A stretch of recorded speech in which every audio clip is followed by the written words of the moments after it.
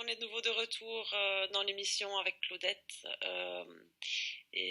Ça m'a beaucoup interpellée ces histoires d'âme. Je disais justement à Claudette hors antenne que j'avais toujours eu cette.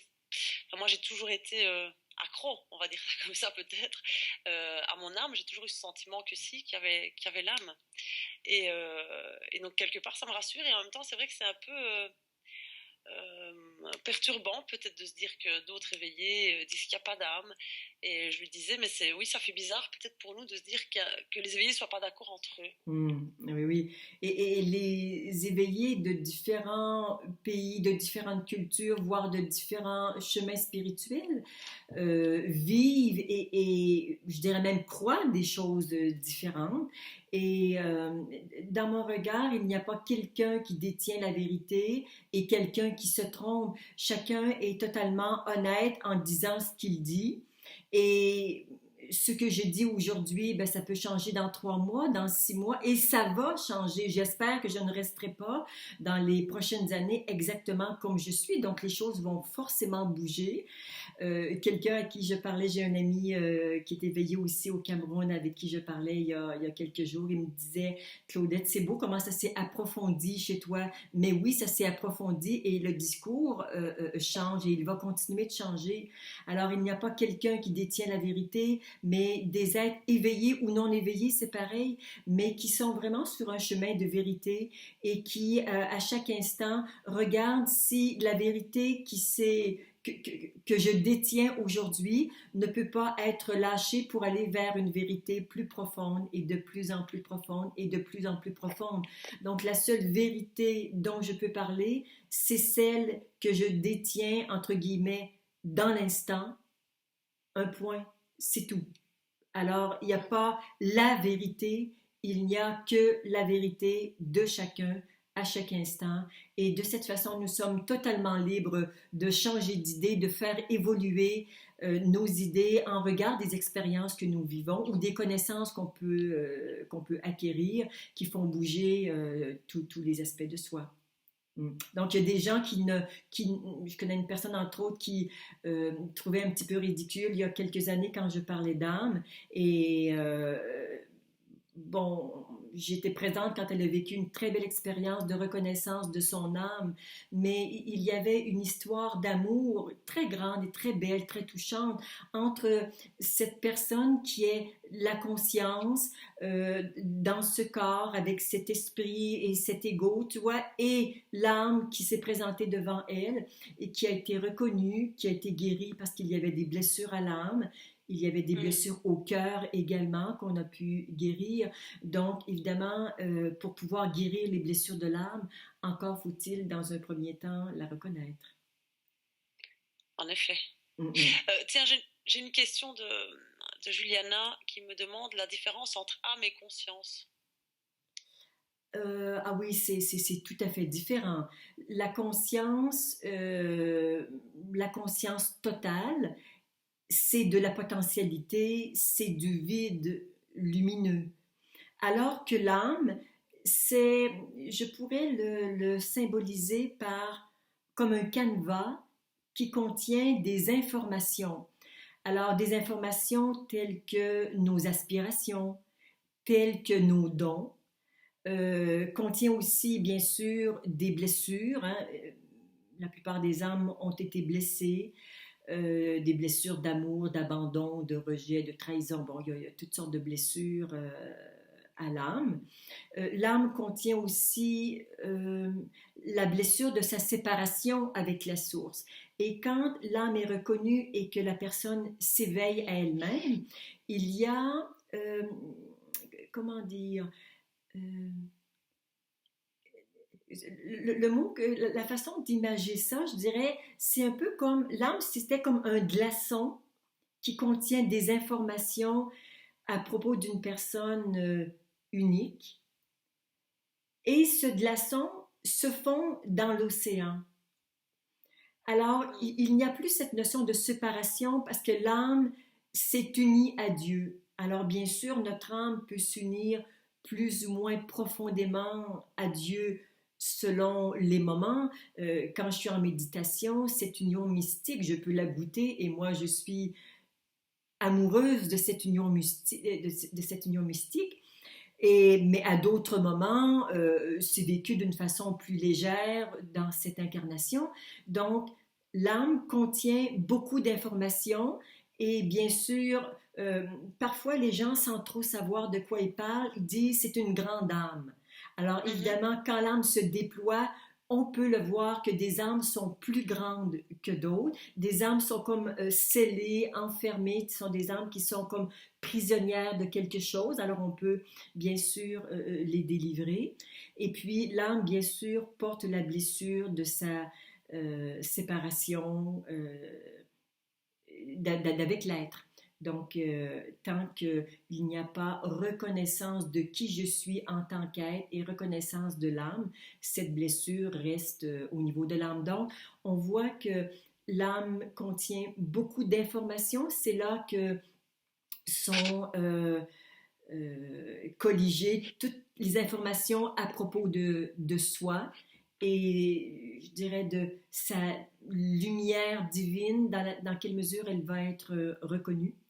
Et la conscience, ben c'est, euh, comment dire, c'est tout à fait impersonnel. Et l'âme, comme toute chose, comme le corps, comme les émotions, comme les planètes, les rivières et les animaux, toute chose est faite de manifestation et du non manifesté.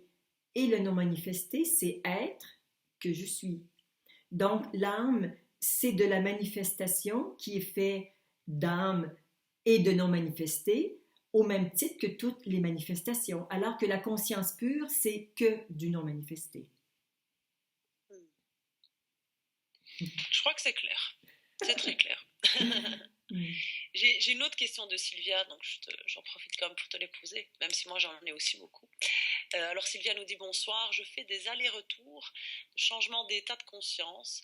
Quand je reviens dans le mental, je suis démoralisée et en colère. Mm. Que puis-je faire? Le décor est le même, mais pas la perception de ce décor. Mm.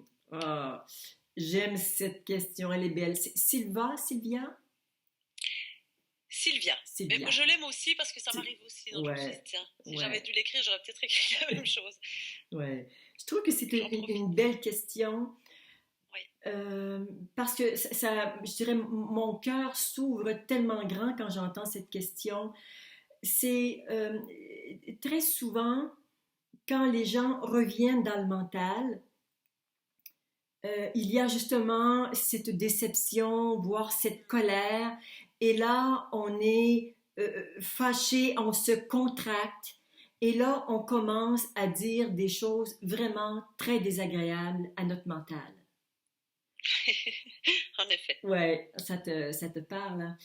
Mais Et bien sûr. Et puis il y a ouais, même un grand contrôle qui revient. ouais, exactement. Pas que. Et là, c'est comme c'est l'ego contre le mental, parce qu'en fait, on pourrait faire la distinction tout à l'heure que l'ego et le mental, ce n'est pas la même chose, même si Ah, d'accord. certains enseignants spirituels disent que c'est pareil. Moi, je fais vraiment une distinction et Ah, bah tu nous expliqueras ça, en ouais, effet. je vais le dire tout à l'heure. Et tu vois, à partir du moment où il y a rejet, mépris, euh,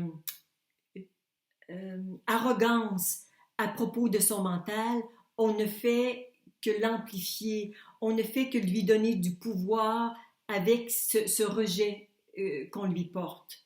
Alors, ce que moi je dis, c'est dès l'instant où vous voyez que vous êtes dans une attitude très négative, très repoussante à propos de votre mental ou de votre ego, c'est la même chose, euh, il est temps de changer et de s'installer dans un espace d'amour à l'intérieur de Hmm. soi et de vraiment demander à l'énergie de son mental de venir devant soi, de l'embrasser et de lui montrer le chemin de son cœur pour vraiment lui donner une bonne dose d'amour. Et si vous faites ça avec votre ego ou avec votre mental, vous allez voir que ça va drôlement s'apaiser intérieurement. Alors, au lieu de passer de cet ancien schéma qui est la dualité, on arrive à quelque chose qui est l'unité. Donc, à partir de la conscience qui est vaste, infinie, ben, j'embrasse cette énergie de mon mental et cette énergie, je peux le faire avec n'importe quelle blessure, avec n'importe quelle peur. Alors, simplement, je demande à cette énergie de venir dans l'espace du cœur et voilà, on revient en paix. Maintenant, ça ne veut pas dire que l'éveil va revenir immédiatement pour autant. Ça veut simplement dire qu'on continue à vivre dans un espace beaucoup plus confortable et puis l'éveil arrive quand il arrivera. Mais je ne serais pas surprise que ça donne Hmm. un petit coup de pouce. Je, com- je comprends très bien ce que tu dis, Claudette, et c'est si simple. Hmm. Quand tu le dis et quand ça se passe, c'est si simple, ça a l'air si évident et si fluide. Et à la fois, au moment où, parce que c'est pas contrôlable, il y a une telle, oui, une déception, une colère, j'entends ce qu'elle dit, et c'est euh, une sensation d'échec, tu Hmm. comprends, qui est Hmm. vraiment, et qui empêche ça forcément. Oui, Mais, exactement, exactement. Et juste de faire le petit exercice dont je viens de parler, de demander ouais, à l'énergie de son mental de se présenter devant soi et de l'emmener dans l'espace du cœur. Bon, déjà, on se sent davantage en paix et euh, on arrête de nourrir cette dualité et indépendamment de quand l'espace va s'ouvrir de façon permanente, au moins on revient dans notre espace, ce qui est un espace d'accueil. Et dans cet espace d'accueil, tout peut être accueilli, bien sûr. Alors, au lieu de lutter, je m'en vais en arrière et j'accueille en moi tout ce qui s'y présente. Voilà. Alors, ce n'est peut-être pas je, l'éveil forcément, mais c'est déjà beaucoup plus confortable. hmm. J'avais cette sensation, moi, mais dis-moi ce que tu en penses.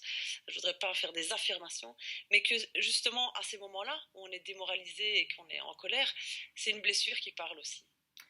Très souvent, très souvent. Et donc que finalement ça a beaucoup de sens. C'est Oui, une oui, blessure qui redemande à être accueillie, aimée, etc. pour être lâchée et puis l'espace peut revenir, exactement. si je puis dire. Et bien sûr, et cette blessure, très souvent, on va appeler une peur parce que nous avons des peurs très souvent parce qu'il y a une blessure.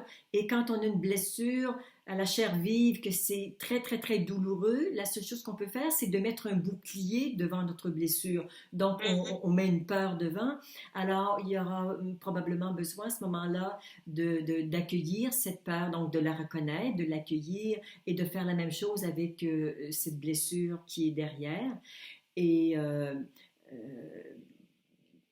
comment dire, c'est comme si à l'intérieur de soi, c'est plus lumineux quand on remplace une peur et une blessure, voire quelques croyances qui y sont accrochées et qu'on emmène ça dans l'amour que nous sommes et dans la lumière, bien forcément, pour faire un lien avec ce que nous disions tout à l'heure, l'âme va être plus lumineuse et Mm. moins blessée et peut-être même un peu plus grande. Ouais. Oui, Sylvia rajoute je m'en veux surtout, en effet. Il y a Ouais. aussi ce sentiment de culpabilité, Ouais, ouais, c'est de que j'ai toc, toc, échoué, ou toc, de toc. bien sûr. Alors, là, il y a un juge qui prend les commandes au Mm. lieu de l'être, c'est un juge qui dit c'est pas bien, t'as pas réussi, tu dois pas être correct, tu Exactement. l'auras jamais. Et là, c'est le juge qui est un des nombreux aspects de l'ego qui prend les commandes. À ce moment-là, si c'est clair que c'est un juge, on demande justement au juge de se présenter ou à l'énergie du juge de se présenter devant soi. Et là aussi, on lui montre le chemin de son cœur parce que ce pauvre juge, il est si dur et si malveillant parce il est en très basse vibration. C'est parce qu'il a des conditionnements, je dirais, où il y a beaucoup de manque d'amour. Donc, ça a Mm. tout besoin d'être filtré, d'être purifié dans l'espace du cœur. Ouais. C'est super ce que tu viens de nous dire parce que quelle que soit la situation, le jugement revient souvent. Donc Mm. effectivement, demander à l'énergie du juge comme ça de revenir, comme tu viens de nous le proposer, je pense que Ouais. ça fonctionne pour tout le monde, C'est ça. Et tu quel que vois, soit le moment. et ce travail dont je parle se présente à la première, deuxième ou troisième étape dont j'ai parlé tout à l'heure. Et Oui, quand on oui. arrive, bon, plutôt vers la fin de la troisième étape où qu'il y a la réalisation, il peut y avoir un jugement. il peut m'arriver d'avoir un jugement et je dis, tiens, il y a un jugement qui est là. Bon, mais il n'y a pas de souci avec le jugement. Je ne suis pas contre les jugements et j'ai le droit de juger. Les autres ont le droit de juger. Il y en a peu, mais s'il y en a, je me donne complètement l'autorisation de juger. C'est accueilli, quoi. Ouais. C'est complètement accueilli. C'est accueilli. Il n'y a pas Mhm. de réparation à faire. Voilà, ça fait partie de la vie. Mhm. Mm. Mais souvent au début, euh, se dire ça, si ça fonctionne sur certains jugements merveilleux, mais parfois, il faut pas faire du conditionnement. Il faut pas intellectualiser le truc. Si Ouais. vraiment je m'en veux de juger, ben il faut, comment dire, prendre l'outil qui est adapté à ce que je vis. Alors, si juste hausser les épaules, ça suffit, eh ben, je hausse les épaules ou je souris de mon jugement. Mais si vraiment il est important pour moi, alors je dois l'investiguer davantage, le mettre en conscience, bon, faire le travail d'une façon ou d'une autre, mais vraiment m'en occuper d'une façon un petit peu plus approfondie. Merci Claudette, est-ce que tu peux revenir sur, parce que ça m'intéresse, sur cette différence que tu fais entre le mental et l'ego? Oui, oui. Pour moi, l'ego, c'est vraiment le faux moi. Donc, c'est une pensée à laquelle nous croyons, une pensée je, et pendant tout un temps, nous croyons être ce je. Et tout ce que nous vivons, ce petit je se l'approprie comme étant le héros de notre histoire. Et c'est vraiment, moi je le vois comme au cœur de notre histoire, comme si c'était un petit truc central. Et quand il y a éveil à soi, c'est vraiment le petit jeu qui lâche. Notre histoire reste parce que notre histoire, nous l'avons vécue, mais il est, après l'éveil, reconnu que cette histoire, c'est une histoire vécue, tout à fait impersonnelle. Il n'y a plus l'appropriation de l'ego. Mais je l'ai dit, l'ego, c'est un jeu mental. Donc, c'est une création, une pure création mentale. Euh, le mental, évidemment, quand il fonctionne beaucoup, beaucoup, les gens disent bon, qu'ils sont vraiment sous l'emprise du mental parce qu'ils ne peuvent pas dormir ou que le mental n'arrête pas de tourner, évidemment, il y a aussi un ego dans les parages, un ego qui alimente tout ça. Mais s'éveiller ne veut pas dire avoir la maîtrise du mental, pas du tout. Il y a des éveillés, bon, évidemment, on peut voir en fonction d'où ils en sont dans leur éveil, à la deuxième, troisième ou quatrième étape, mais il y a les personnes qui ont beaucoup médité, il y a aussi d'autres critères, mais vont arriver au silence presque complet plus rapidement. Mais en ce qui me concerne, je n'ai pas le silence complet très, très, très longtemps. Il y a des pensées qui montent, mais ça ne me dérange pas. Elles ne sont pas considérées comme étant la vérité, mais simplement, il y a des pensées, bon, je dirais quelques pensées inutiles qui peuvent me traverser à l'occasion. Par ailleurs, la pensée, elle est utilisée pour par exemple, faire une réflexion à propos de quelque chose. Donc, ça va être une pensée vraiment réflexive ou une pensée créative si je suis en mode création. Donc, la pensée ne cesse, je dirais, le mental continue de fonctionner, mais il a changé de maître. Le maître n'est plus l'ego, c'est davantage l'être, mais il n'y a pas forcément de maîtrise très rapidement. Ce qui fait que j'ai vu des personnes qui avaient un petit ego et un gros mental. J'ai vu aussi Ah des oui. personnes avec un gros ego et un petit mental, mais ça, il y en a vraiment très, très, très peu. C'est beaucoup plus souvent l'inverse, des gens qui ont presque plus d'ego, c'est tout, euh, presque tout translucide, tout défait, tout mince, tout fin, fin. mais avec un mental qui continue d'œuvrer et là, il y a plus un travail à faire de maîtrise de son mental. Donc, ce sont deux choses pour moi qui sont complètement différentes.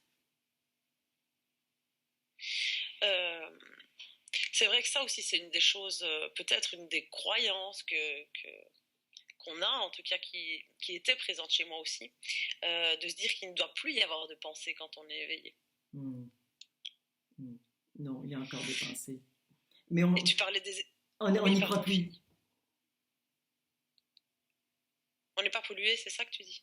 Non, j'ai dit, il y a encore des pensées, mais on n'y croit plus. Ah, d'accord, ok. Et il y en a Donc c'est... beaucoup moins, il y en a beaucoup moins, ça c'est net. Hmm, Et je dirais, le silence intérieur, il est reconnu, il est habité, donc il y a beaucoup plus de silence que de pensée, mais cette recherche de silence absolu, ce n'est pas forcément la bonne direction. Parce que là, encore là, on se retrouve dans une dualité, tu vois, il faut le silence et c'est très dur d'être dans cette dynamique, mais plutôt d'être dans une tendance à euh, être plus conscient de son silence intérieur, de l'habiter davantage. Forcément, il y a moins de pensées et quand il y en a, ben, elles sont vues et ça ne pose aucun problème. une question que tu parles justement de silence, ça n'a pas tout à fait un rapport, mais ça me fait venir sur cette question. Est-ce que tu vas me dire, ça dépend certainement de chaque personne et de ce qui est ressenti, euh, mais ton avis là-dessus, est-ce que c'est important en fonction des étapes où on est, peut-être dans cet éveil, ou peut-être même avant même ces étapes, mais quand les choses commencent à bouger, d'avoir des moments de repos ou des moments de solitude. Est-ce que est-ce que pas est-ce que c'est bien, mais est-ce que c'est nécessaire ou est-ce que c'est préférable? Qu'est-ce que tu en penses? Euh, Ou est-ce que c'est du cas par cas? ouais, c'est vraiment du cas par cas, mais j'ai le goût de dire c'est presque indispensable d'être capable de se ménager des temps d'introspection, des moments où vraiment le regard se tourne vraiment d'abord sur soi, et soi j'entends sur le corps, sur les émotions, sur le mental, tu vois, pour aller vraiment, quand la conscience se pose sur le petit soi, elle nettoie, elle libère, elle guérit. Donc pour moi, c'est comme indispensable de s'accorder des moments de retour à soi. D'autre part, il y a aussi le soi qui se regarde lui-même, la conscience qui se regarde elle-même. Donc, on peut aussi mettre son attention sur le soi, donc sur cet espace vide, infini et silencieux que nous sommes. Donc, être sur un chemin spirituel sans faire ça, oui, certainement que c'est possible, mais je pense que c'est presque un besoin de s'arrêter de temps à autre, soit en groupe, soit seul, pour vraiment euh, je dirais, aller aux nouvelles, pour s'occuper de son intérieur. Pour moi, c'est presque indispensable de le faire. Presque indispensable. D'accord. Mm. J'avais ce sentiment aussi, mais voilà, j'avais envie d'avoir ton avis, parce que je me dis que c'est peut-être une croyance aussi. Mm. Mais Donc, tu vois, j'ai donné un exemple, je crois que c'est dans Chemin d'éveil, de, de quelqu'un bon, qui est maintenant éveillé depuis 35 ans, mais s'est éveillé très jeune, il avait, je crois, 18 ans, et il a fait ah son oui. service militaire par la suite. Et ce qu'il dit, bon, il a fait son service militaire, je sais pas, peut-être 6 mois ou une année après l'éveil, et puis ce qu'il dit, c'est que d'être vraiment dans l'action, sans aucune nourriture spirituelle, souvent de 5 heures du matin jusqu'à 22 heures le soir pendant des mois, des mois, des mois, eh bien, il a perdu l'éveil. Il a perdu Ah, l'éveil et il dit, ben, cette chose encore si fragile n'a pas été nourrie, je m'en suis jamais occupée, il n'avait absolument pas le temps de le faire, donc il a perdu l'éveil.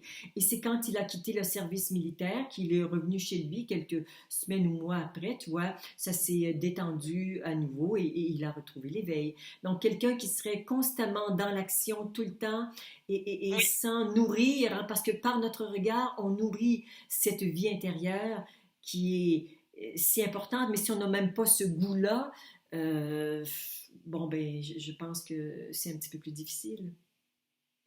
Mais ça, je trouve, enfin, moi, je trouve ça très intéressant et les gens, ça va certainement les éclairer aussi parce qu'effectivement, on a en général des vies très actives Mm. et je pense qu'il y a beaucoup de gens qui, quand ils sont sur un chemin spirituel, peut-être même sans encore le savoir, je rencontre Mm. des fois des gens j'ai l'impression qu'ils se rendent pas compte qu'ils sont en train d'entrer dans un chemin spirituel, peut-être Mm. certains, Mm. parce qu'ils ne mettent pas ces mots-là. Oui, Euh, et la vie nous force, nous pousse à prendre du repos d'une façon ou d'une autre.